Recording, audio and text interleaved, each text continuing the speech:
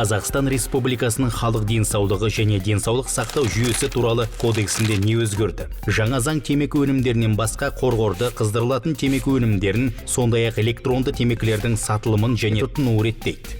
Назар аударыңыз, егер сіз 21 жасқа толмаған болсаңыз, аталған темекі өнімдерін сатып ала алмайсыз. Бұдан былай, Қазақстанда темекі өнімдерін, оның ішінде қыздырылатын темекіден жасалатын бұйымдарды, қорғорға арналған табақты, қорғор қоспасын, электрондық темекілер мен оларға арналған сұйықтықтарды шығарып және ашық көрсете отырып сатуға тыйым салынады.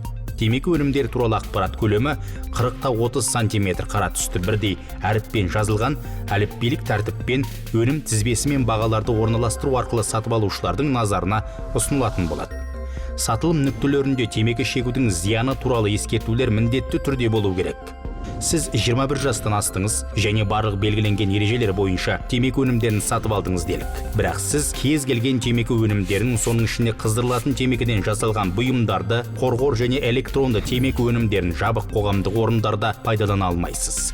Сондай-ақ, егер жақын жерде балалар болса, автокөлік салонында, балалар алаңдарында, үйлердің кіреберістерінде, жер асты өткелдерде, түнгі клубтар мен би алаңдарында, әуежайлар, автотеміржол, су вокзалдарының ғимараттарында, жабық автобус аялдамаларында және қоғамдық тамақтану орындарында шылым шегуге тыйым салынады. Егер арнайы жабдықталған орындар болмаса, темекі өнімдерін пайдалануға тыйым салынады. Снюс және насыбай сияқты темекі өнімдерін әкелуге, өндіруге, сатуға және таратуға тыйым салынады. Есіңізде болсын, өз денсаулығыңыз өз қолыңызда.